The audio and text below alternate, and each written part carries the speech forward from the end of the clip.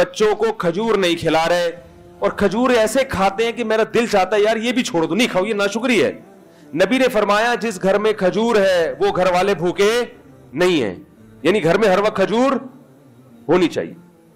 تو افطاری میں تو تمیز سے پیٹ بھر کے کھا لو, وہ بھی بس ایک یوں کر کے سنت پوری کرنے کے لیے اتنی سی, وہ بھی 10 دفعہ دیکھیں گے اس کا یہاں سے چھلکا اتارا, یوں اٹھا رہا, یوں دیکھا, یہ چکھا, ہو گئے بے سنت, پھر آ گئے پکوڑے پہ ڈائریکٹ. اور یہ جو آلو کے سموسے ہو رہے ہیں, ان میں سموسوں کے پتہ نہیں یہ لوگ چھلکے دھوتے بھی ہیں, وہ آلو کے, وہی مٹی والے آلو کے چھلکے میں اتنی مٹی ہوتی ہے, وہ دھلتی کہاں ہے اتنے آرام سے. وہ تو گھر کی خواتین بیچاری چھلکے اتار کے, وہ تو ایسے ہی چل رہا ہے ایسا, گٹر کا وہ ٹھوس رہے ہیں. کھائیں سموسے, میں منع نہیں کر رہا, ہم بھی کھاتے ہیں, ایک آدھ ہم بھی کھا لے, زیادہ نہیں کھاتے. تو لیکن کھجور کو زیادہ فوکس کرو میرے بھائی, اس کی عادت ڈالیں. اب لوگ کہتے ہیں ہضم نہیں ہوتی, وہ اس لیے نہیں ہوتی کہ عادت نہیں ہے.